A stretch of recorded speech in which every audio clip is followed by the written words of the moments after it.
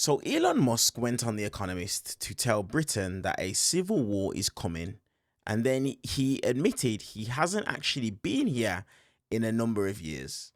This is the world's richest man, a notable trillionaire, lecturing a country he doesn't live in about crime that he's never seen, while pushing a film that glorifies murdering a Muslim family. And when the Economist editor-in-chief asks him questions, everyone's thinking, are you racist? Watch his response. As usual, let's watch the clip in full and give you guys my thoughts towards the end. Please keep this part in. We'll keep all of this in, but let me Don't cut this part. Let me push back on that. Let me push back on that because it is you have nonsense. Elon, you have, what is it, close to 250 million followers on X. Yeah, because You say things like, popular guy. quote, civil war in Britain is inevitable. Just a question on the current of when. trend, yes. I mean, when were you last in the UK? A few years ago. Exactly. So I live there. I'm there the whole time. That is nonsense. You live in a cloistered existence. No, I don't actually. And the numbers also disprove what you say. What numbers? All the numbers about crime. London is a much safer city than any city in the United States. Violent crime in the UK is not where you think it is. In fact, it's coming down. You have painted, and because you have so many followers, so many Americans believe it, a kind of view that Europe and the UK are kind of, overrun with terrifying Muslim immigrants. There's rape on every corner. There's a sort of civilizational I destruction. haven't said any of those things. If you have a large and rapidly growing group of people whose beliefs are antithetical to Western beliefs, at some point there will be a reckoning. They will try to implement their views, and those who oppose it will oppose it, and that's what you call civil war. And obviously, this is the trend. And you absolutely do live in a cloistered existence. And if you'd like, we can go on a tour of Britain. Sure. And we I'd can go be on a very walking happy tour, to come on a tour of Britain. and you will see You for come yourself. see my country that I live in all the time, and you haven't been to a few years ago. I've been there literally 100 times. But when was the last time? Literally a few years ago. You know why this exercises me? Because you have really shaped opinion about the UK. And so many Americans I come across and I have conversations with, and and I just had one the other day along the order of, oh, London's such a dangerous place. How can you know? There are sort of grooming gangs everywhere. There's violence everywhere. This is a picture that people get from things that you post or that are posted on X. And for example, you're posting for, what was it, 48 hours of Citizen Vigilante. That film, which, Yes. paints a dystopian, I've watched it. Yes. It was not fun. I watched it yesterday. It's not a very good movie. But it also paints a dystopian picture of Europe. And it glorifies vigilante violence. It glorifies the murdering of a Muslim immigrant family. I honestly think that it is irresponsible for you to put that up on X. I think that it's a movie, and it's worth watching. People say that you're a racist. What is the motivation for doing Yes, that? I mean, Are you my fomenting? partner is she's half Indian, and and I have 4 children with her. One of them was named after a famous Indian physicist. So I would say I'm not racist.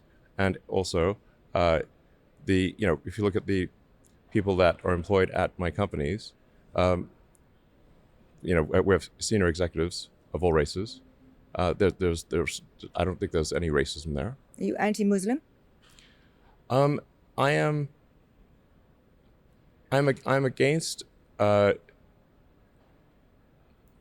having if people are coming to a country with antithetical views. I am against that. I'm against that. I'm against. I'm against rape and murder. I'm against the imposition of rules and laws that are contrary to what we've come to accept in the West. And I think it's a crying shame that the sort of traditional media, like you, don't recognize this. Why should you be able to shape European politics? You don't even live there. I think of it as the sort of the West collectively. But do you see why this makes people think that this man who has all this power, he's the world's richest man, he thinks he has a right to influence our politics? It makes people, it's why, we started this conversation saying superlatives. It's why people loathe you. I mean, some people do loathe you. Yes, some people do. But do you understand why? Do you think what you're doing is helpful for Western democracy? Maybe some people do loathe me. And that's probably true. I don't care.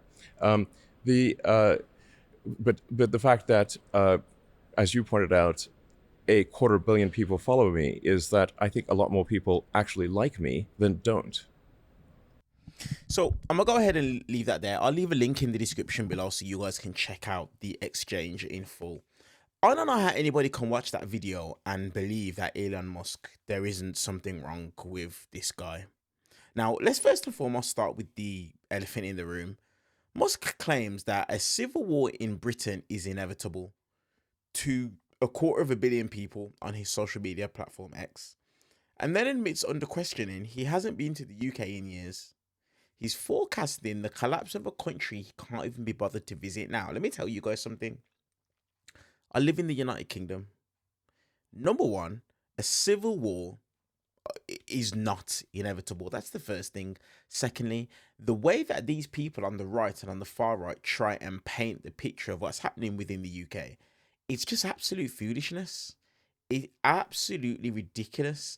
People try and say it's turning into a Muslim overrun country. It's just not true. It's just a lie. But it's unfortunate because this is the tactic that the right and a lot of people on the far right are using to be able to sow fear into the people. You've got people like Rupert Lowe, like Nigel Farage, people like Tommy Robinson that are saying and doing these sort of things simply because of the fact that they have an agenda that it is that they want to push when it comes to certain races and certain types of individuals. That's what it is that's actually happening and taking place. Now, I'm going to be real. Do I think Elon Musk is racist? Yes, I do. I 100% do. There's no way you can't go to this man's X feed and take a look at the things that it is that he's saying and doing and believe that he's not racist. But he tried to pull the card that it is that racists use. I can't be racist. I have black friends. Listen, in slavery, literal slave owners would take the women and they would literally have sex with them, even though they didn't like the color of their skin. So trying to put across that your partner who you have children with is justification for why you're not racist, that's absolute BS. And it's something that anyone with a bit of common sense just isn't going to buy. They're not going to buy it.